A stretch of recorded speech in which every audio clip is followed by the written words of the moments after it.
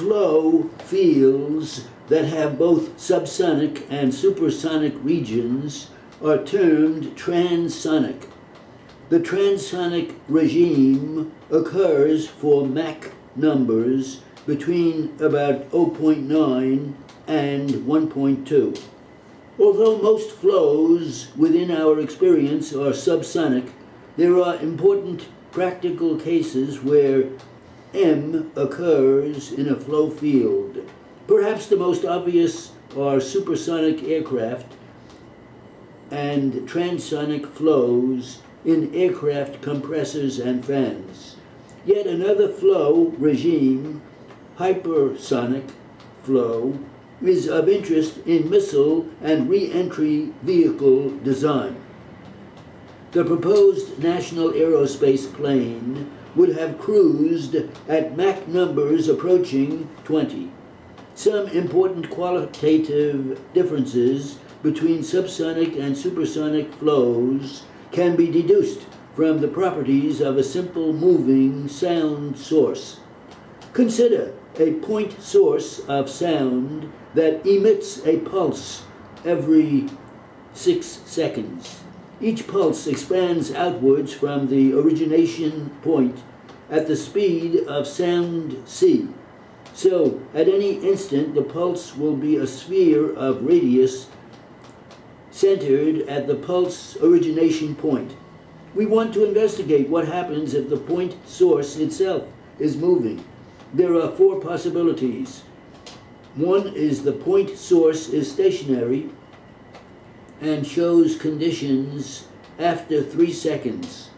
The first pulse has expanded to a sphere of radius, the second to a sphere of radius, and the third to a different sphere of radius. A new pulse is about to be emitted. The pulses constitute a set of ever-expanding concentric spheres. The point source moves to the left at subsonic speed. Figure 12 shows conditions after 3 seconds. The source is shown at times.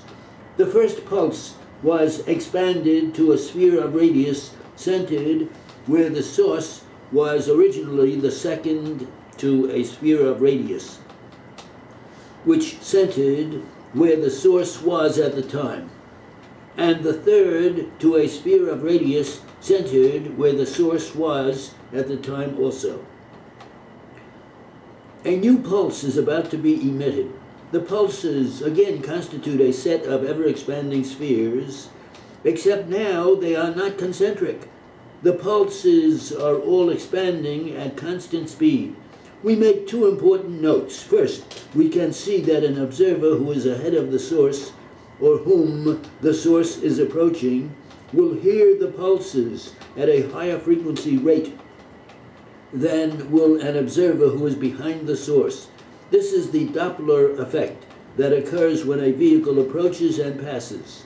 Second, an observer ahead of the source hears the source before the source itself reaches the observer.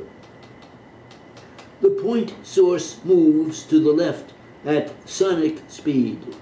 Figure 12 shows conditions after 3 seconds. The source is shown at times, and the sphere is centered. The pulses are all expanding at constant speed, but the source is also moving at the same speed and is energized by the moving action. The point source moves to the left at supersonic speed. It shows conditions after 3 seconds. By now it is clear how the spherical waves develop. We can see once more that the pulses constitute a set of ever-expanding spheres, except now the source is moving so fast it moves ahead of each sphere that it generates. The region inside the cone is called the zone of action, and that outside the cone, the zone of silence.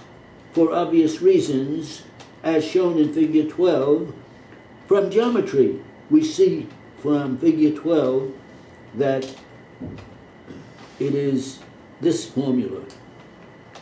We will call this the stagnation condition, and the property values at this state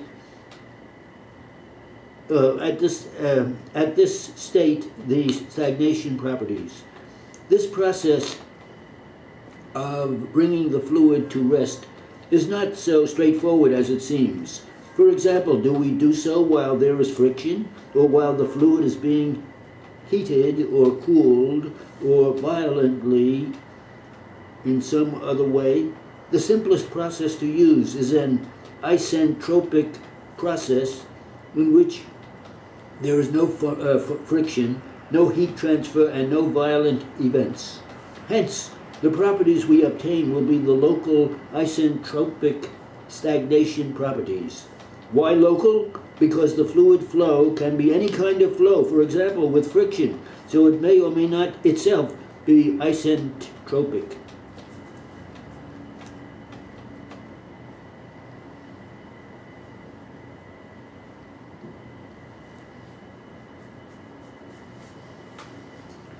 How's it? Okay.